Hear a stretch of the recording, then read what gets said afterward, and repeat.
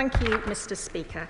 The Welsh Government has introduced a bill in the Senedd which will give local authorities in Wales the choice to introduce a levy on overnight stays in visitor accommodation. And it will be for individual councils to decide whether they will introduce a small charge paid by people staying overnight in commercially let accommodation in Wales to help support a thriving tourism industry. Gregory Staff. There won't be one. I thank the Secretary of State for that response, but has she done an assessment of the regional impact on this levy? Whilst perhaps across the whole of Wales the impact can be levelled out and absorbed, clearly some communities are going to be hit harder than others. How are they going to be compensated for this impact? More than 40 countries and holiday destinations around the world have introduced a form of visitor levy, including Greece, Amsterdam, Barcelona and California, and many of us have paid the levy while abroad without noticing. The money will help support a long-term thriving tourism industry in Wales. I'm confident that the Welsh Government will work with businesses and tourists alike to get this right. Lauren Puffin. Mr Speaker, does the Secretary of State agree with me that the successful introduction of similar schemes like this in places like Manchester and indeed in successful tourist destinations around the world shows that the party opposite should stop fear-mongering and support something that could really boost Welsh tourism? My honourable friend is absolutely right. As I say, it's already the norm in more than 40 countries and holiday destinations around the world. Manchester shows it can work. Why can't Wales? So, Secretary of State Mims Davies. Tourism is vital to the Welsh economy. However, Labour's new tourism tax has merely just created attraction closures and strikes, from the zoo in Ynysmôn to the Cliff Railway in Aberystwyth. Mr Speaker, the Welsh Government proposal will put more jobs in jeopardy, hotel rooms left empty, and will simply send Welsh families across the border onto flights for their trips, treats and holidays. Does the Secretary of State really agree with her colleagues in Cardiff Bay that the potential price of 700 tourism jobs and the loss of tourism to Wales, together with £40 million of revenue, is a price worth paying? Secretary of State. I'm afraid I don't recognise any of those figures from the right honourable lady.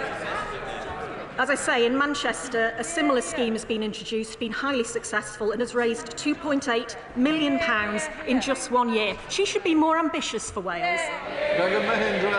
Number 4, Mr Speaker. Secretary of State. Thank you very much, Mr Speaker. With your permission, I will answer questions 4 and 5 together. Both the UK and Welsh Governments are seized of the need to drive down waiting lists. The spending review provided the Welsh Government with an additional £1.7 billion for next year to invest in public services like the NHS. The Welsh Government recently announced an additional £50 million in this year to reduce the longest waiting times by increasing capacity for more people to be seen and treated. Thank you, Mr Speaker. Given the disastrous record that the Labour Party has in healthcare in Wales over the last 25 years, it is cold comfort to residents in South West Hertfordshire if that is the template they intend to use across the whole of the United Kingdom. Does the Secretary of State agree with me that the key to reducing wait lists in Wales and South West Hertfordshire is investing in our healthcare infrastructure, particularly new hospitals? If I was him, I'd be a bit embarrassed about raising new hospitals after his government's record. The Welsh Government have just had a £21 billion record settlement, £1.7 billion of Barnett consequentials, and the Welsh Government budget yesterday, £610 million for the NHS and social care to bring down waiting lists and increase capacity. The Welsh Government is focusing on the priorities of the Welsh public. Thank you, Mr Speaker. The Labour Party have been in charge in Wales for 25 years. The percentage of patients in Wales waiting more than a year for treatment is 22.5%, compared to 4% in England. Exactly. So the question is, why in 25 years in charge have you not reformed the NHS in Wales and brought down waiting lists? I'm not sure Mr Speaker is in charge of reforming NHS in Wales. But I would say to the honourable gentleman that over the previous Conservative government, waiting lists increased by a larger percentage in England than they did in Wales. Anna Dixon.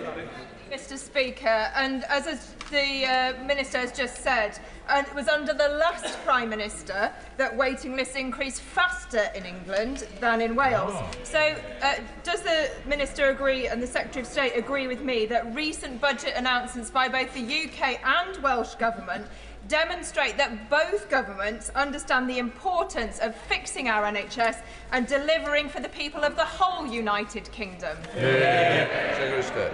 I couldn't agree more with my honourable friend. As I say, a record settlement for Welsh Government. Yesterday, £610 million announced by the Welsh Government to bring down waiting lists and increase capacity in the NHS and in social care. And if the parties opposite want more money and more investment in the NHS, then they need to tell their colleagues in the Senate to vote for the budget. Torsten Bell. Thank you very much, Mr. Speaker. The Welsh budget yesterday announced significant extra funding for the NHS in Wales. And what I'm surprised about is, why are the parties opposite voting against it? Secretary of State. I think their stance on the Welsh Government budget says it all. They're more bothered about scoring cheap political points than they are delivering services and investment for Wales. Secretary of State Minter Davies.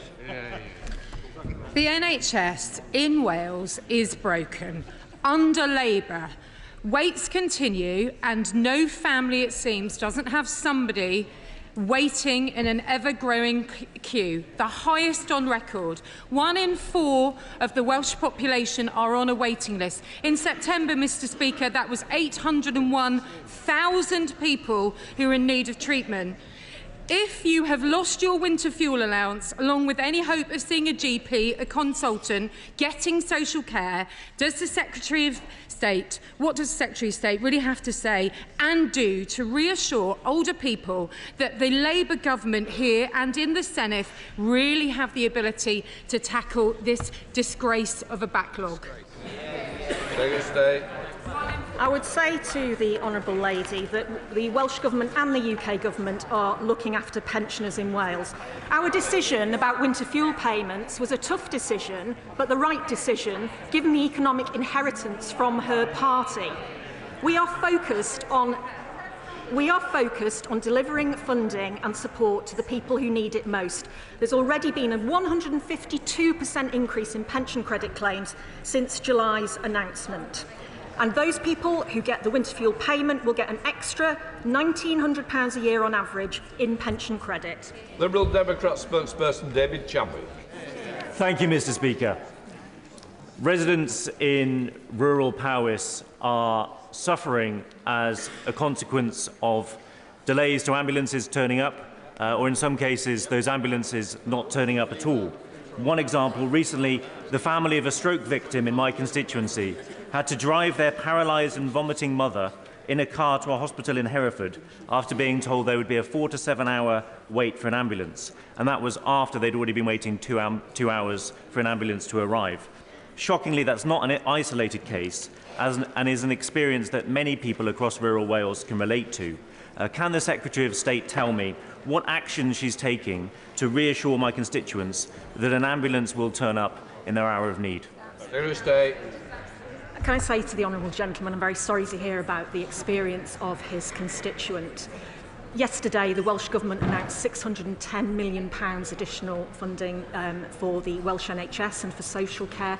I hope his colleague in the Senate will vote for the Welsh Government budget so that we can see that investment go into the NHS to deliver the improvements in waiting times that we all want to see. Matt Bishop. Question 6, Mr. Speaker. Thank you for coming.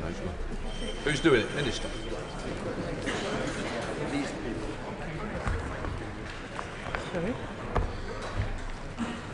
Sorry, question 6?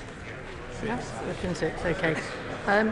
Right, we're working in close partnership with the Welsh Government to grow our economy and unleash Wales's potential. This has already delivered tangible results, including securing more than £1 billion investment and hundreds of jobs for North Wales, a better deal for steelworkers at Port Talbot, and a record budget settlement for the Welsh Government to spend on public services, including, unlike the previous government, providing funding to keep coal tips safe. Mark Bishop. Thank you, Mr. Speaker. I was pleased to see the Secretary of State announce the Welsh Economic Growth Advisory Group. Can she explain how the resetting of relationships between the Welsh and UK government is strengthening Wales's position in the UK industrial strategy, therefore also improving access to vital services and relationships over the border in the Forest of Dean? Well, indeed, Mr. Speaker, the Secretary of State was very pleased to chair the first meeting of the advisory group last week. The group will work with us to inform the UK Government's industrial strategy to ensure that we build on Wales's proud industrial heritage and develop the jobs and industries of the future. This is the first time that representatives from both governments, business, education, industry groups and unions have come together to shape cross-government UK policy, proving the difference that two governments working together for Wales can make. Graham Stewart. Thank you, Mr. Speaker. There's no better way of strengthening the union than improving the healthcare of people in Wales, and somehow the party opposite in the general election managed to mislead the public in England thinking they could bring the change to the health service. In truth, we need Welsh people to have a much improved health service as the people in England have had under Conservative control. What? Only the party opposite could suggest that longer waiting lists in Wales, worse outcomes in Wales, were somehow something to crow about. They aren't. What is going to be done about it? Well, Mr. Speaker, what do you make of that? With the additional funding we've provided for Welsh Government, I can assure you that there will be proper investment in the Welsh Health Service in Wales, which has not happened for 14 years under the Tories. Ranger. Question 7, please, Mr. Speaker. Thank you, Mr. Speaker. I have regular discussions with my Cabinet and Welsh Government colleagues on economic growth. I recently had the pleasure of visiting Airbus in Broughton alongside the Prime Minister and addressed the CBI Wales members alongside the First Minister. Since coming into government, we've worked to drive over £1 billion in private investment from Erin Holding and Kellogg's into North Wales, creating and sustaining over 400 jobs. Andrew Ranger. Thank you, Mr. Speaker. I thank my right honourable friend for that answer.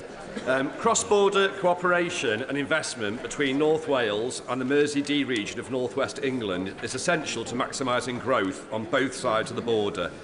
Key to achieving this will be improved railway connectivity. Will the Secretary of State meet with me and the cross-party, cross-nation Growth Track 360 group to explore how we can make this happen and help the economies on both sides of the border prosper? Thursday.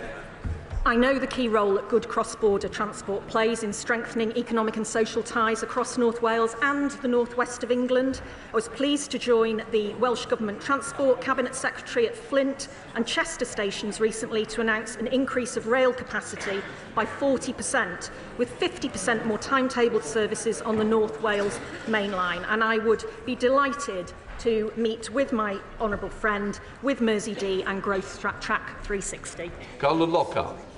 Speaker, today outside this place, thousands of farmers have descended in a further bid to have this government listen and realise the consequences of their actions. Is it not time to do the right thing by those who feed our nation and stop the family farm tax grab that will see our farms decimated and our food security put in jeopardy? This certainly won't help economic growth. I thank the honourable lady for her question. The UK budget delivered £5 billion over the next 2 years into farming, and I was pleased that this government was able to protect current Welsh farm budgets for the next financial year. And yesterday's Welsh budget allocation confirmed protection of the basic payment scheme funding for the next year, together with additional revenue and capital funding to help the sector transition to the new sustainable farming scheme. And this has been welcomed by farming unions across Wales. Richard Holden. Question number 8, Mr. Speaker. Minister. The Government is absolutely committed to working collaboratively with the Welsh Government to improve transport connectivity within Wales and with the rest of the UK. We are already making progress. Network Rail and Transport for Wales announced a joint programme which, as my right honourable friend has said, will see 50% more timetable services on the North Wales main line. and I was delighted to see the tri-mode trains introduced into services in the South Wales Metro last month. Richard Holden. Thank you very much indeed, Mr. Speaker. The Lower Thames crossing is a vital link between our channel ports and the port of Holyhead. Will the Minister lobby the Welsh Government? I know that Labour are against new road building in Wales, but it's a vital piece of transport infrastructure for our whole country to connect our channel ports all the way through to that North Wales corridor. So will the Minister give the commitment to actually argue for it in Wales and for our entire United Kingdom? Well, I would just remind the honourable member that Holyhead has, of course, been very recently given the Freeport tax status, and I can assure him that the Welsh Government has not ruled out a third Menai crossing. Catherine Fuchs. Mr. Speaker, does the Minister agree that casualties falling by a quarter on 20 and 30 miles an hour roads last year in terms of our transport policy in Wales will be of great comfort to schools like Osbaston in my constituency, but also parents like Rhiannon in Flintshire, who praise the scheme for helping to save her son's life after he was hit by a car? Yeah. Well, indeed, Mr. Speaker, the Welsh Government has been very clear that the primary objective of the 20-mile-an-hour policy was to save lives and reduce casualties, and recent collisions data provides an encouraging sign that this policy is moving in the right direction. Adam Jogi. Speaker. Minister. Mr. Speaker, the Government holds regular discussions with the Welsh Government on tackling violence against women and girls to help drive forward the Government's ambition to halve violence against women and girls in a decade. Most recently, on the 13th of November, the Minister for Safeguarding met with the Welsh Minister for Social Care and Welsh Cabinet Secretary for Social Justice, and they discussed measures to tackle violence against women and girls in detail. Adam Jogi. Thank you, Mr. Speaker. The safety of women and girls is important in Newcastle and Lyme as it is up and down our United Kingdom. Now, the Welsh Government has had a violence against women strategy since 2022. Sadly, the previous government didn't have one for my constituents in England. So can the Minister set out what lessons this new government can learn from the Welsh Labour government, keeping our women and girls safe? Well, indeed, as my honourable friend says, the Welsh Government's violence against women and girls strategy has been pioneering delivery on this important issue for 2 years now. The UK Government's aim of halving violence against women and girls in a decade is ambitious, and learning lessons from the Welsh Government really will help. South Wales Police have introduced new measures as part of their long-standing commitment to tackling violence against women and girls, including the Cardiff Safety Buses, which have received national recognition for their work, safeguarding more than 3,000 vulnerable people on the streets of Cardiff since September 2021.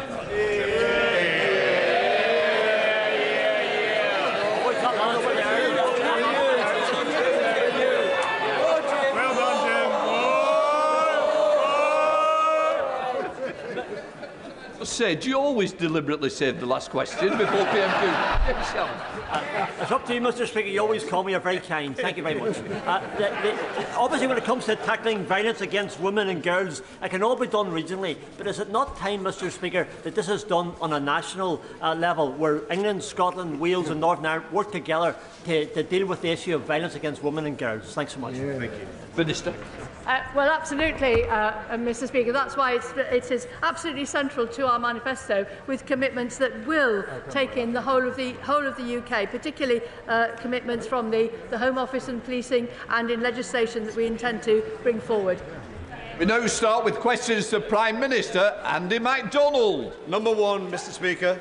Prime Minister. Thank you, Mr. Speaker.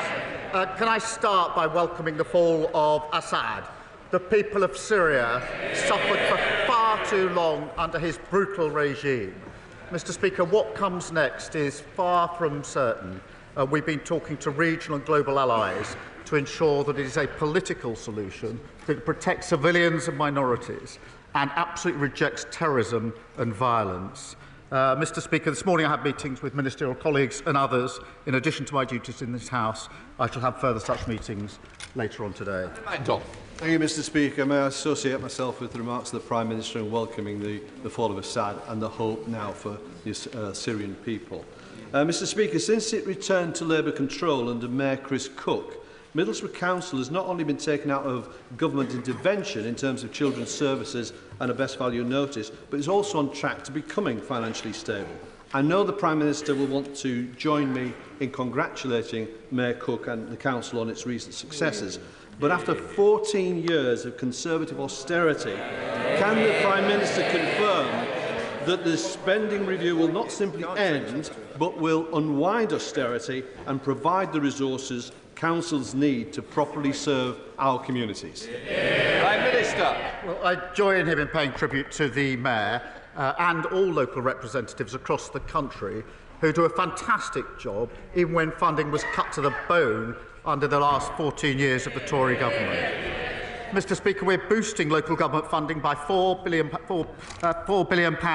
investing £1.6 billion to improve roads. And I was proud to see the work on the carbon capture cluster in Teesside, which will create 2,000 new jobs. Leader of the Opposition, Kemi Badenoch.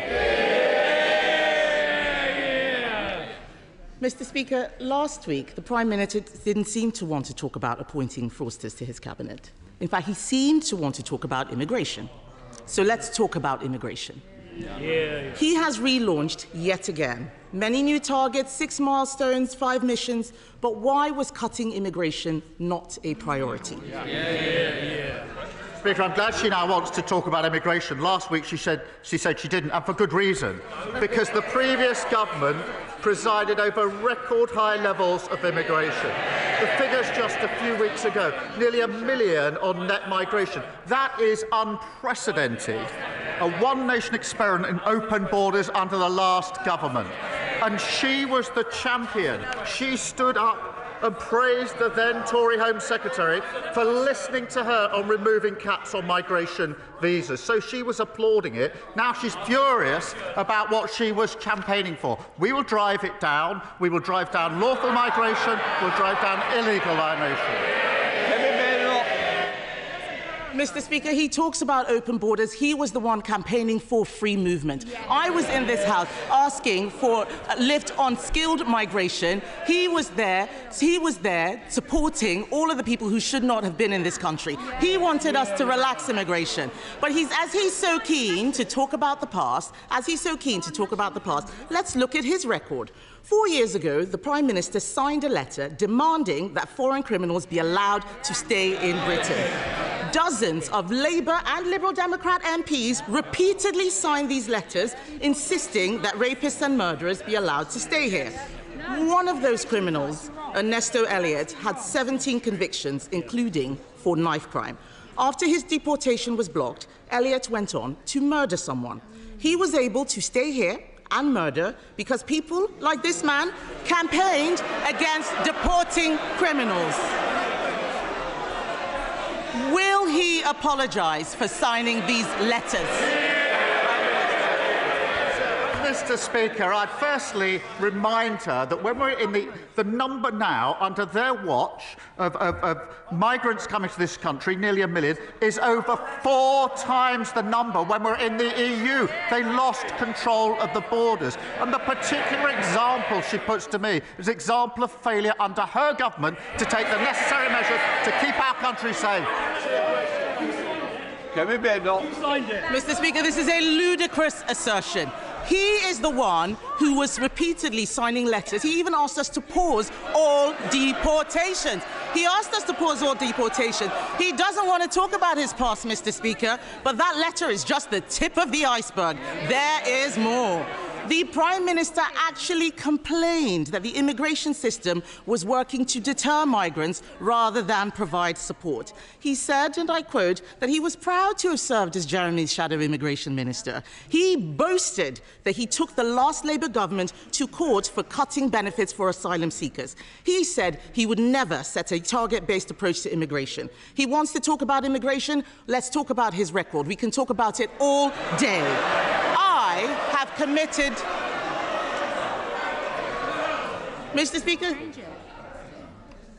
Speaker, the Prime Minister says he wants to talk about immigration. I have committed to a cap on migration. Why won't he?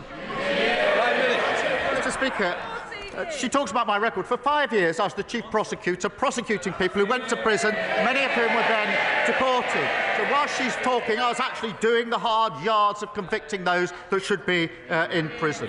And she presided over record numbers of asylum seekers in this country, a record number of lawful and irregular migrants. That is 14 years when they lost control of the borders. They set a cap for each of those 14 years. It wasn't hard, it didn't stop people coming, and it got a record number. They should apologise for what they've done with their open borders policy.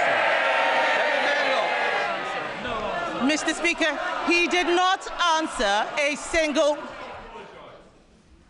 you want to leave? If you've not got the guts to stand up to the comments, you shouldn't be in here. Let me beg up. Mr. Speaker, he did not answer a single question. He never answers questions. He wants to talk about the past. The fact is, we've acknowledged where things went wrong. He will never take responsibility. He will never take responsibility. The fact is, he has scrapped a deterrent that the National Crime Agency has said we need. Since he came into government and scrapped the Rwanda deterrent, small boat arrivals have increased by nearly 20%. His own MPs are complaining about having to house asylum seekers. So can the Prime Minister tell the House how much more his government will spend on hotel accommodation because he scrapped the deterrent? Prime Minister. Mr. Speaker, I'd invite her to tell us what went wrong under the last government, but it'd take us all afternoon. Mr. Speaker, we are going to smash the gangs that are running this vile trade. We signed a landmark agreement with Germany this week. Order. Mr. Philp, you've been very loud. I think now we're going to have a little bit of silence from you, Prime Minister. This week we signed a landmark agreement with Germany. She should be welcoming that, because that will make sure we have the powers to take enforcement action across the continent where it is needed. We've set up the Border Security Command. We've committed £75 million on top of the existing £75 million. We're extending the powers so they're counter-terrorism-like powers. We've retained 9,400 people who shouldn't be here. A record flight got off. They talk about getting the flights off. They did it for years. They didn't succeed. We got the flights off. Mr. Speaker, he says he wants to smash the gangs. The only thing he smashed is his own reputation. The fact is, what he has been agreeing is not going to do anything. The cost of the Iraq agreement is £500,000. That wouldn't even buy a house in his constituency. Many of the things he's taking credit for are our agreements. Let's talk about what he put in his manifesto. The Prime Minister promised to end asylum hotels. He promised, he's the Prime Minister now, he promised, but in Altrincham and Peterborough, his government is expanding the use of asylum hotels because he unilaterally disarmed the deterrent.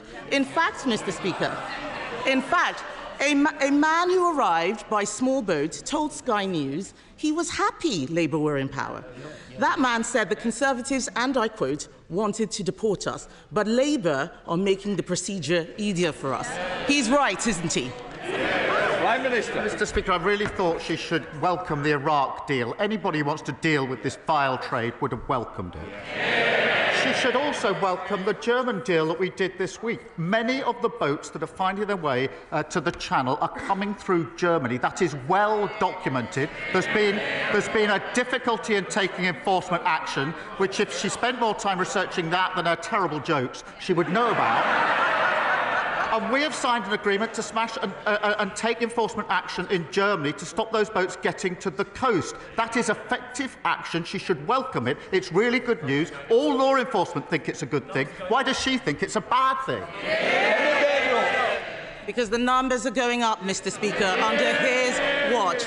The Prime Minister has consistently backed criminals over law-abiding British people. He defended terrorists like Hizb ut-Tahrir in the European Court. He argued all immigration law had a racist undercurrent. He voted against life sentences for people smugglers. He voted against more than 100 measures to control migration. He even said it was wrong. He even said, Mr. Speaker, that it was wrong when the Conservatives took away Shamima Begum's citizenship. Now he has appointed her defence lawyer as his Attorney General.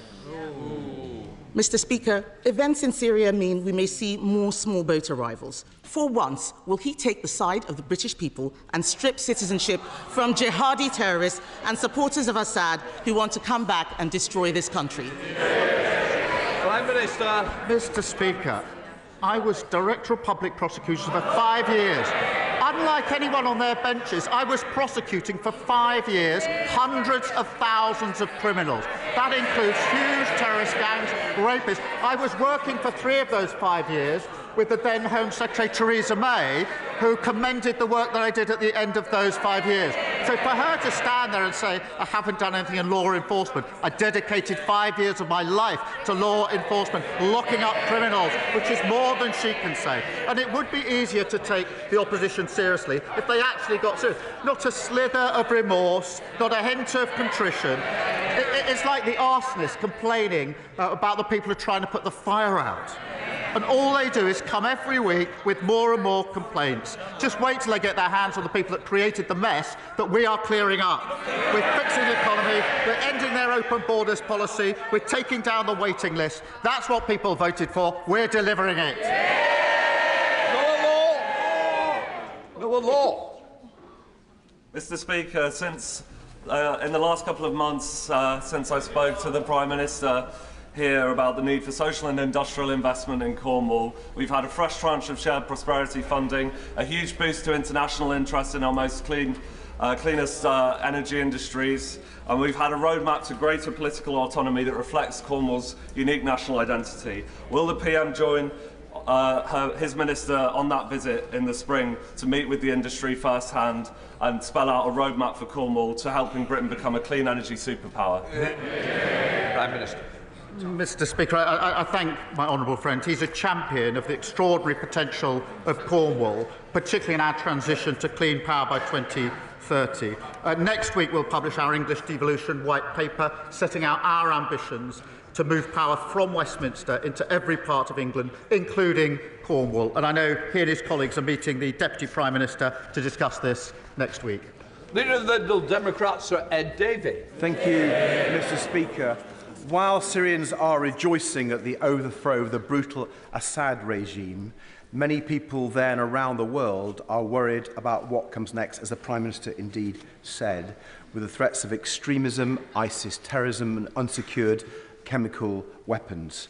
Only an open political process can bring peace and stability, but that will require the full backing of the international community. So does the Prime Minister share my concern that President-elect Trump said about Syria, and I quote, "The United States should have nothing to do with it"? If America walks away and steps away, will he step up and work with other allies to provide British leadership over Syria? Prime Minister. He's right to say this is a very serious moment. We all welcome the fall of Assad.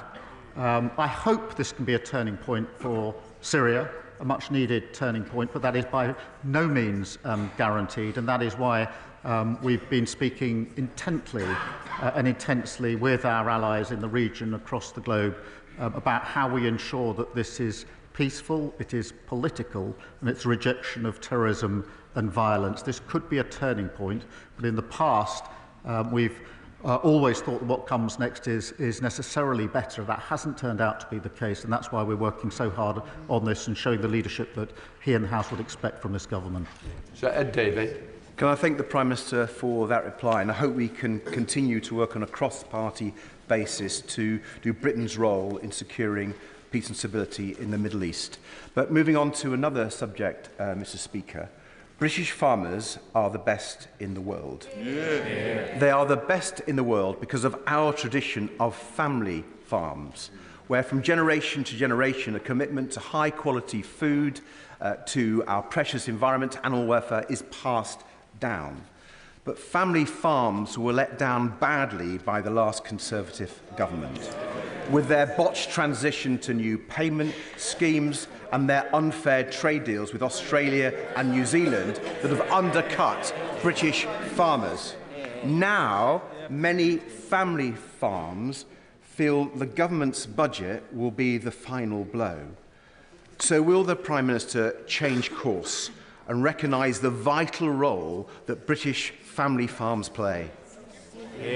Prime Minister. Mr. Speaker, as he knows, we put £5 billion into farming over the next 2 years. That's a record number under the budget. Last week alone, £350 million to support farmers in the United Kingdom. That does contrast with the last government, who was an underspend of £300 million in relation to farmers.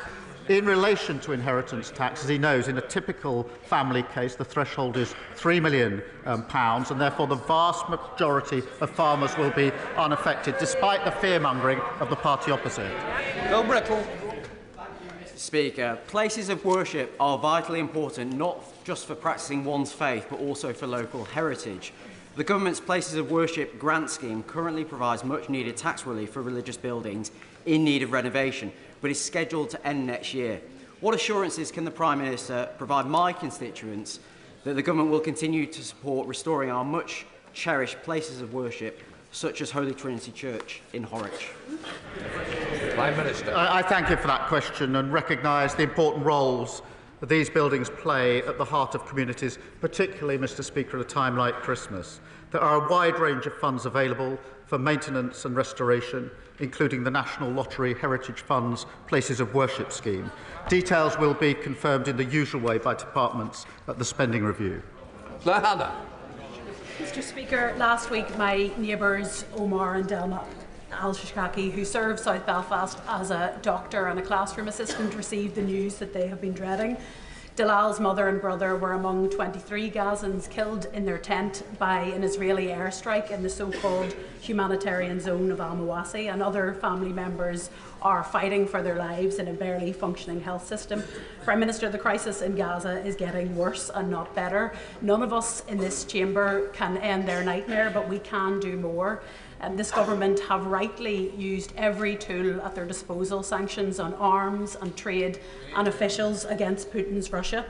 When will Israel be held to the same standards for genocide? When will this government confirm further sanctions, recognise the state of Palestine and offer some hope to beleaguered Gazans and many millions who are watching on in horror? Prime Minister. Can I start by saying I'm sorry to hear of the dreadful loss of the families of her constituents. There have been far too many examples like that.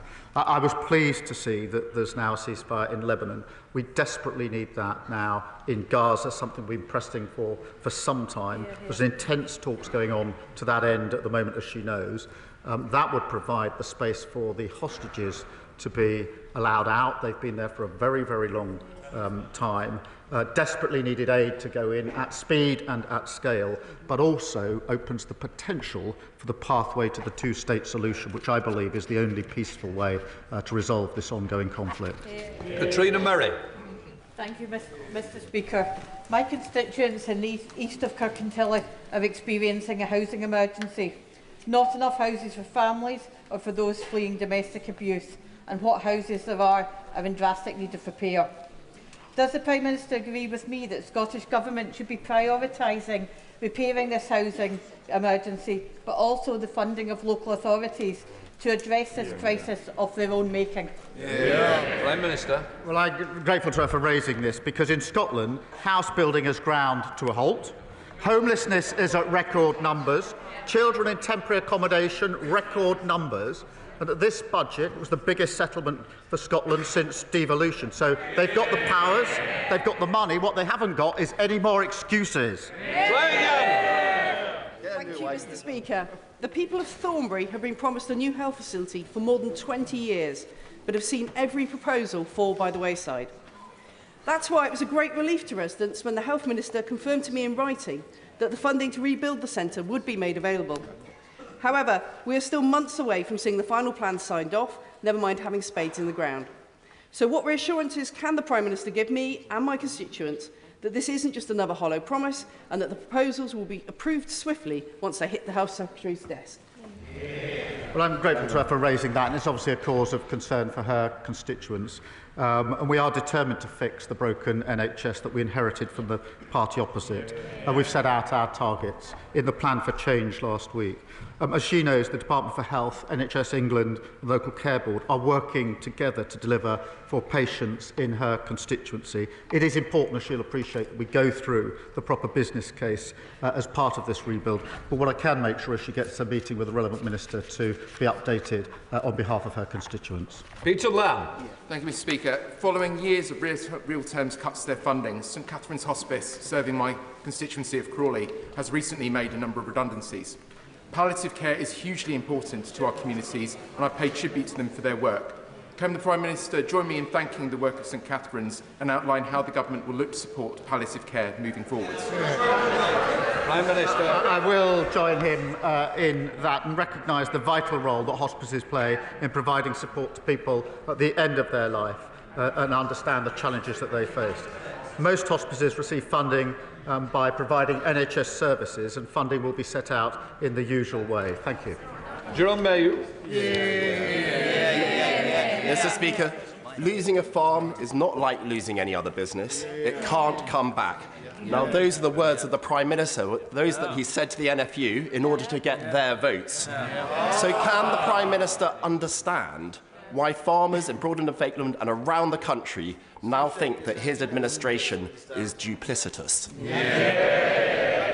Mr. Speaker, I think everybody welcomes the £5 billion over the next 2 years that we put in the budget to... Well, they shake their heads. I'm afraid they do. £350 million in the last week alone, compared with the £300 million underspent by the last government. On the threshold, as he well knows, in an ordinary family case, the threshold is £3 million, and that means the vast majority of farmers will be unaffected. Joyce Dewbray. 14 years of the party opposite gutting local government has led councils having to make. My constituents were recently shocked when Cannock Chase District Council proposed the closure of the Museum of Cannock Chase and the Prince of Wales Theatre. Can the Prime Minister ask the Culture Minister to please, and his officials to please meet with me to see what can be done to save our museum and theatre? Mr. Speaker, they groan at the question. The Leader of the Opposition was saying they're coming to terms with their failures. Well, they're obviously struggling just with it. I understand it's been a huge loss to his constituency. Councils across the country were at the front line of the last government's ruinous economic failure. We announced £4 billion in additional funding for local government, a real terms increase in core spending power. We will continue to do so, and I will make sure that he gets a meeting with the relevant minister. Chris Law. These last months have shown that cruel Westminster governments of whichever party continue to target the weakest in society, while the Scottish Government will continue to protect them. Whilst the Labour Party have voted to continue the two-child benefit cap from the Conservatives, the SNP are abolishing it. While the Prime Minister picks the pockets of pensioners of their winter fuel allowance, Scotland's First Minister, John Swinney, has reinstated it. So, Mr. Speaker, given support for Labour is plummeting, and support for Scottish independence is once again leading in the polls, who does the Prime Minister believe makes the best decisions for Scotland? Prime Minister. Those that were elected in a general election on the 4th of July, they're sitting here.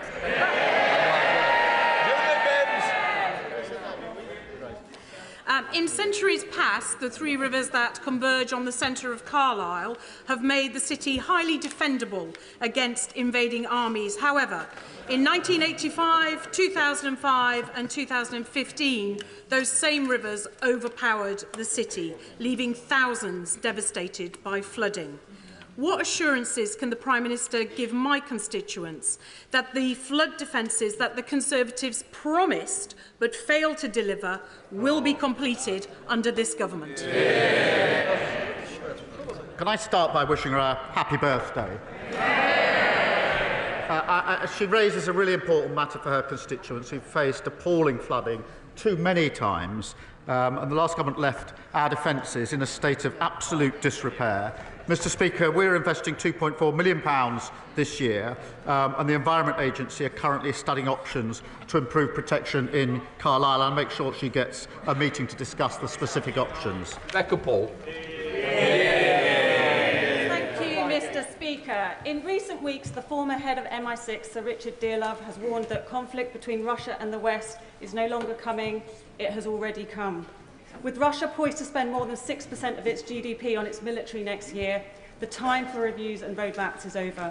Will the Prime Minister recognise the urgency of the situation and commit to spending at least 2.5% of GDP on defence without further delay?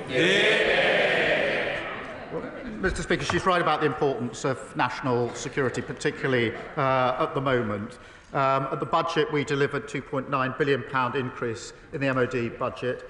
We're pleased to deliver the largest pay rise for our armed forces in 22 years, and we'll set out the path to 2.5 in due course. That target, of course, was last met under the last Labour government. It wasn't met once in the 14 years that they were in power.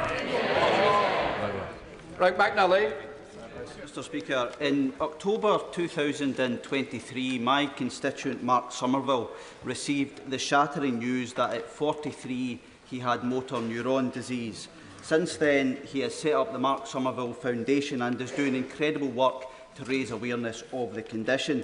Mark is in the gallery today and will speak to MPs later about living with MND. Will my right honourable friend join me in recognising the work of Mark and his foundation and commit the government to doing all it possibly can to support efforts to find a cure for this devastating disease? Well, I thank my honourable friend for raising this case. He mentioned it to me last night, and I do pay tribute to Mark, who's in the gallery, and the work of his foundation.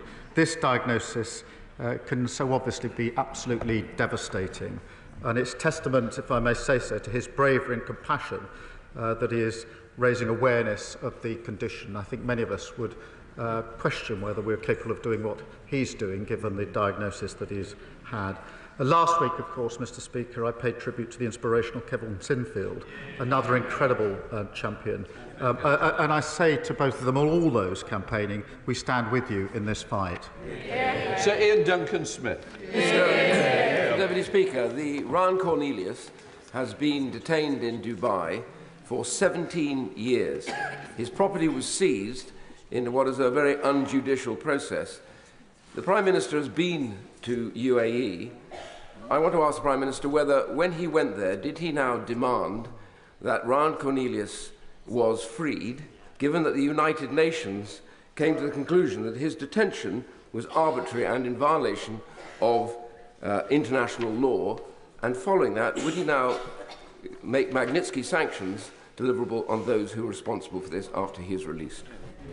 Prime Minister. This is an important case, and of course it's been raised by the government a number of times, including by the Foreign Secretary as part of the trip that I was on. I myself raised human rights issues, but it is a serious case. We'll continue to press for the outcome that I know he and his family desperately want. Sarah Owen.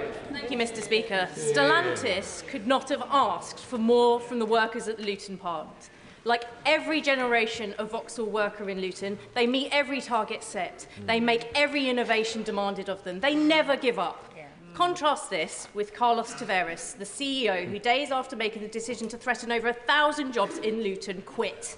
Does the Prime Minister agree that in light of this sudden departure of the CEO, Stellantis should review this decision? Do what's right by our town, stay put for good, or until an alternative is found to ensure Luton's manufacturing history is also our future? Prime Minister. I thank you for raising it, which is it's obviously an issue of grave concern to her constituents, and the government is totally committed to supporting the workers and their families at this uncertain time, and the Industry Minister will meet the company this week to discuss plans for workers and the site to ensure that dedicated support is in place. We'll continue to do so because I know it's an issue of considerable concern to her constituents. Joshua Reynolds. Thank you. Ben and Henry, otherwise known as the Ocean Oarsmen, will be rowing across the Atlantic next year for Alexander Devine Children's Hospice in Maidenhead, with a target of raising £50,000. This hospice, Thames Hospice and many others, though, are struggling with rising costs and the planned increase in employers' national insurance. So will the Prime Minister join with me in wishing Ben and Henry the best of luck on their journey and take this opportunity to scrap the NI rise for hospices? Well, can I pay tribute to Ben and Henry and everybody supporting their campaign? It's obviously an important issue. The funding arrangements will be set out in due course. For retail workers in Bolton North East, the busy Christmas season is overshadowed by shoplifting, which Usdall's latest survey identifies as the leading trigger of abuse, threats and assaults. As the police drop in Bromley Cross, officers welcomed this government's commitment to clamping down on low-level shoplifting and prosecuting repeat offenders. What more can the government do to tackle shoplifting and support retail workers and businesses during their critical holiday season? Prime Minister. Well, I thank you for raising this, and I've spoken to many who work in our shops who are very, very concerned about shoplifting, and because of the approach that was taken by the previous government, it went out of control. We are bringing it under control. It's not low level. It has a huge impact on other customers, has a particular impact on staff working in supermarkets, and that's why we are dedicating funding to training police and retailers and supporting specialist analyst teams to crack down on the gangs that are targeting retailers. Paul Holmes. Thank you very much, Mr. Speaker. In the last few weeks of the last government, we awarded millions of pounds to remote train stations like Hedge End and Swanwick in my constituency under the Accessibility for All scheme. In the first 2 weeks of this government, that was scrapped. Will the Prime Minister use his good offices to give my constituents and stations across this country an early Christmas present and give us our money back, please? Prime Minister. I'm grateful for him. This is an important issue for his constituents. The problem is the last government made lots and lots of promises, but they never set aside the money to pay for them. That's why we picked up a £22 billion black hole. They made promises in relation to infected blood, promises in relation to Horizon. They didn't put aside the money to pay for it. We've had to inherit that, to clean it up. We will get on with delivery, but we had to balance the books and stabilise the economy first. Lizzie Collins. Mr. Speaker, this past weekend, one of my market towns, Kirkby Lonsdale, suffered a devastating fire, resulting in the loss of a local man's life. The whole town centre was closed and many local businesses have been affected. Sunday was meant to be a day of celebration with Christmas markets, family games and community events, and instead the town faced a tragedy. Can the Prime Minister tell me how the government can support communities like Kirkby Lonsdale to rebuild and recover after tragedies such as this? Prime Minister. I'm grateful to her for raising this awful situation, and I think all of us can only imagine the impact that this must have had on the town, on the families and the friends of the victims of this awful tragedy. And I commend the community, which has come together in an extraordinary way in the aftermath of this awful event. I'll make sure she has a meeting with the relevant minister to discuss how the government can support her community at this vital time. Final question, Ellie Chance.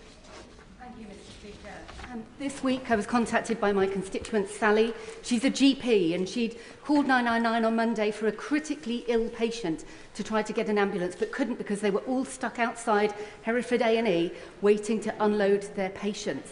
At the same time, we know that across the country, medically fit patients are unable to be discharged because of the social care crisis. So can I ask the Prime Minister, what is he doing to fix social care, to fix patient flow through hospitals, so that ambulances can get back to saving lives?